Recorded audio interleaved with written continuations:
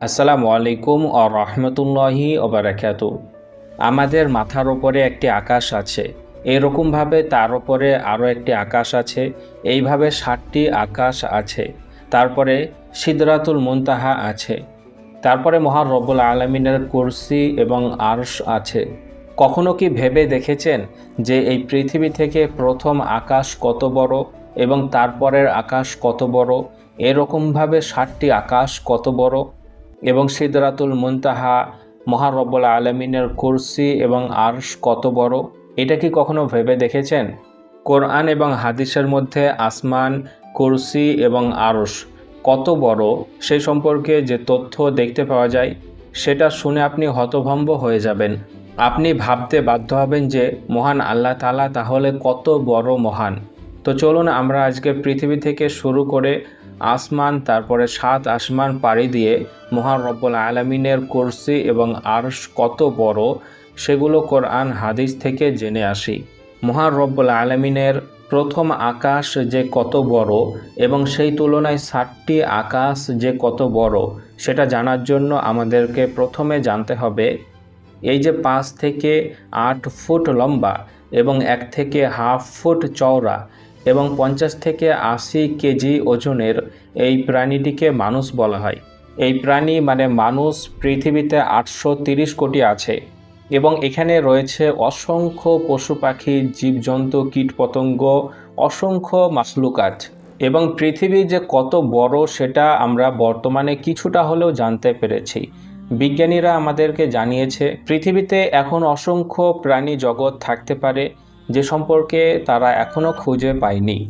আমরা এই পৃথিবীকে অনেক বড় মনে করলেও এই পৃথিবী কিন্তু সূর্যের কাছে কিছুই নয়। 228টি দেশ নিয়ে গঠিত আমাদের এই পৃথিবী অনেক বড় মনে হতে পারে, কিন্তু মহাবিশ্বের কাছে এই পৃথিবীর কোনো অস্তিত্বই নেই। যদি সূর্যের কাছে পৃথিবীকে দাঁড় করাই, তাহলে পৃথিবী সূর্য থেকে 13 লক্ষ গুণ বড় বলে জানা যায়। তার মানে 13 লক্ষ পৃথিবী একটি সূর্যের ভিতরে এঁটে যাবে।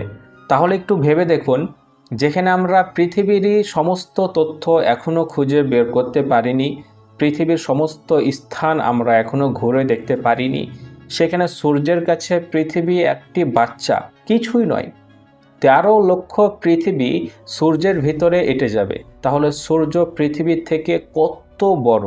কিন্তু আমাদের এই সূর্য বা সান, সেটাই কি সবচেয়ে বড়? তা নয়।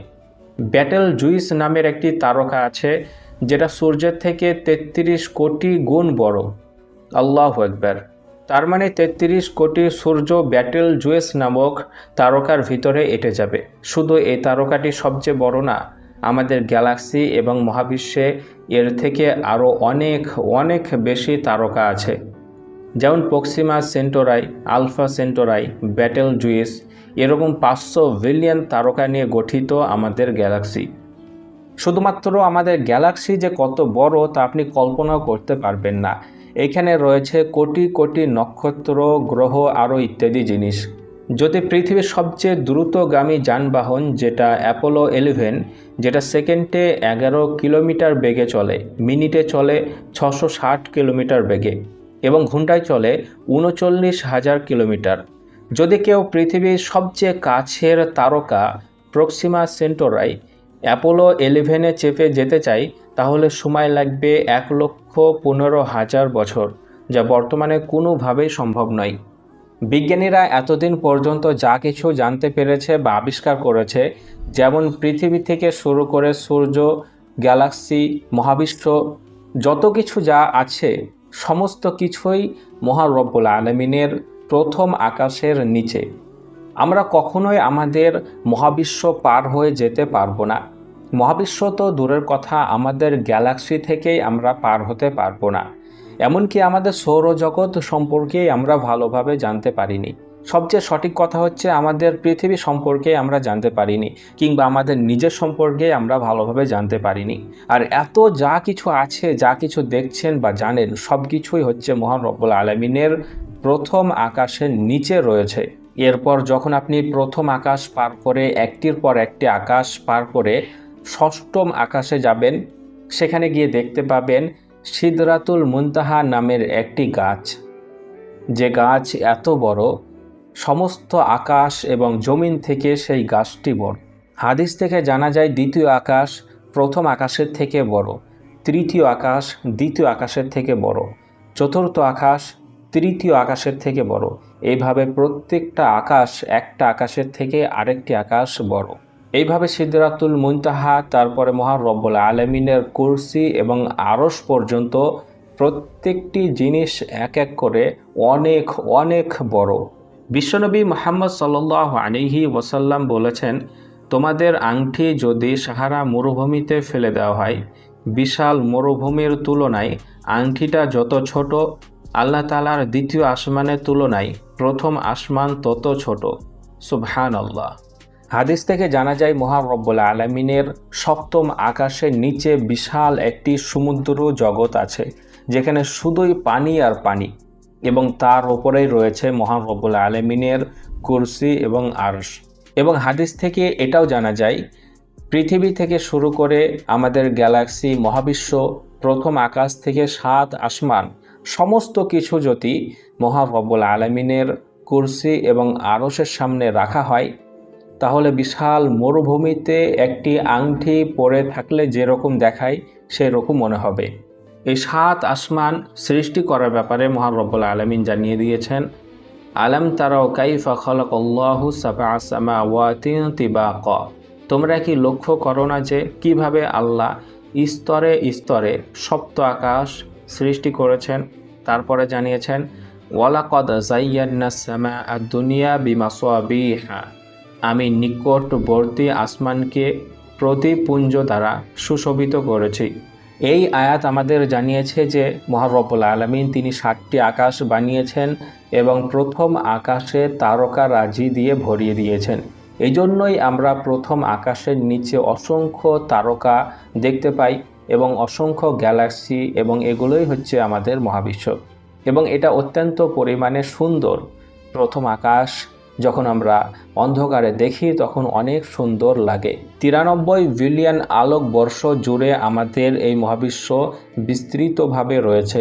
বিজ্ঞানীরা যেটা পর্যবেক্ষণযোগ্য মহাবিশ্ব হিসাবে আমাদেরকে জানিয়েছে সেটা হচ্ছে 93 বিলিয়ন আলোকবর্ষ জুড়ে, মানে বিশাল এলাকা নিয়ে আমাদের এই মহাবিশ্ব গঠিত। কিন্তু আমাদের এই মহাবিশ্ব মহান রব্বুল আলামিনের কুরসি এবং আরশের কাছে কিছুই নয়। মহান রব্বুল আলামিন আরশ সম্পর্কে বলেছেন, আর রহমান ও আলাল আরশিস তাওয়া, দয়াময় আল্লাহ আরশে সমাসীন।